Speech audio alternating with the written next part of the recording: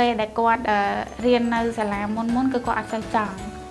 សូម្បីតែ homework អីគឺយើងជំរុញគាត់ក៏គាត់អត់សូវចូលចិត្តណាតែចាប់តាំងពីគាត់មកទីនេះគឺគាត់បានផ្លាស់ប្ដូរការងារផ្ទះគឺមិនបាច់រំលឹកទេហើយពេលខ្លះគាត់ផ្លេចទៅគាត់នៅអត់សុខក្នុងខ្លួនគាត់ទៀតគាត់មានវិន័យសម្រាប់ខ្លួនគាត់បានច្រើនគាត់យល់ដឹងហើយការធ្វើកិច្ចការសាលាអីគាត់អត់ចាំបាច់ត្រូវការយើងទេ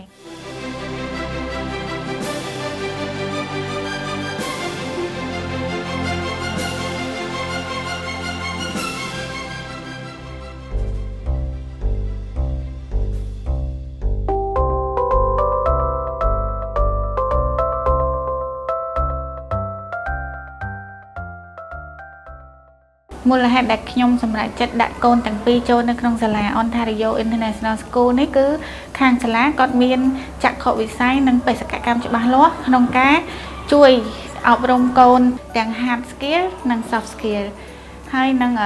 ការដែលជួយជំរុញក្នុងវិស័យអប់រំដែលមានស្តង់ដារច្បាស់លាស់មិនត្រឹមតែទទួលស្គាល់ថ្នាក់ជាតិ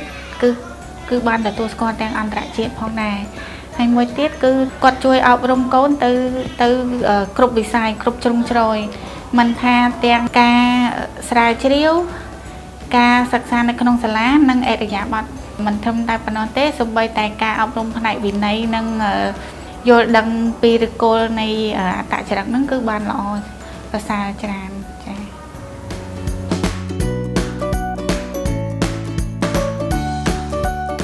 My name is Mirsati Brian, a G3 student from Ontario International School.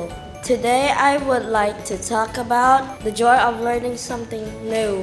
ចាគឺបានផ្ដល់ច្រើនដោយការកាលពីមុនគឺគាត់ផ្ដោតទៅលើតែចំណេះដឹងឯងអ្វីផ្សេងទៀតគឺគាត់រៀងមានកម្រិតច្រើនមែនតើมันមានការរីកចម្រើនទេតែបន្ទាប់ពីមកទីនេះគឺគាត់ប្រែប្រួលគ្រប់ចំណុចទាំងអស់មិនថាវិន័យមិនថាការពង្រីកចំណេះដឹងអត្តចរិតហើយនឹងការគិតរបស់គាត់ទេគឺពីមួយថ្ងៃទៅមួយថ្ងៃយើងឃើញថាមានការប្រែប្រួលការដែលបន្ថែមអ្វីដែលគ្រប់ជ្រុងជ្រោយនៃដំណើរតសគ្រឿងនឹងមួយគឺខ្ញុំយល់ថាចាំបាច់បំផុត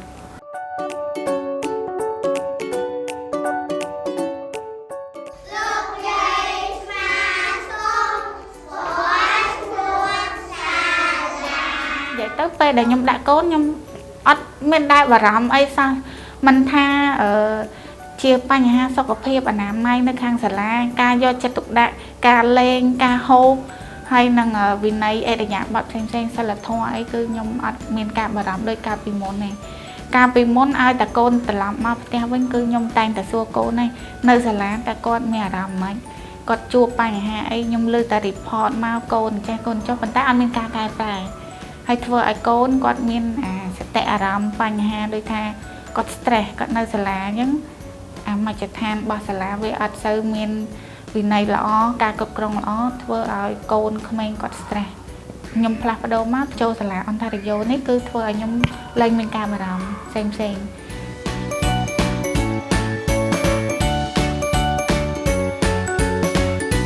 My favorite animal is a dog. And why I love it. I love it because it could provide me some protection from burglars or robbers. មានកម្មវិធីមួយចំនួនដែលខ្ញុំពេញចិត្តទី1គឺដូចថា field trip ហើយនឹងការប្រកួតប្រជែងការប្រឡងប្រកួតប្រជែងពីព្រោះធ្វើឲ្យកូនមានការចង់ចេះចង់ដឹងហើយនឹងមានភាពក្លាហានហើយគាត់អាចស្វែងយល់ពីគេហៅថាជីវិតខាងក្រៅគាត់ចុះទៅគឺគាត់ឃើញជាក់ស្ដែងរបៀបរបបរស់នៅជាសហគមន៍ការលក់ដូរធ្វើការរបស់ប្រជាជនហើយនឹងប្រចាំថ្ងៃរបស់គាត់ធ្វើអីហើយបកមួយទៀតគឺការប្រកួតប្រជែងធ្វើឲ្យគាត់មានការប្រកួតប្រជែងគឺពង្រីកចំណេះដឹងគាត់បានច្រើនធ្វើឲ្យគាត់មានអារម្មណ៍ដូចថាចង់បន្តដំណើរនៅក្នុងការសិក្សាទៅមុខទៀតចាហើយស្វែងយល់អ្វីបានរៀងទូលំទូលាយជាងមុនចា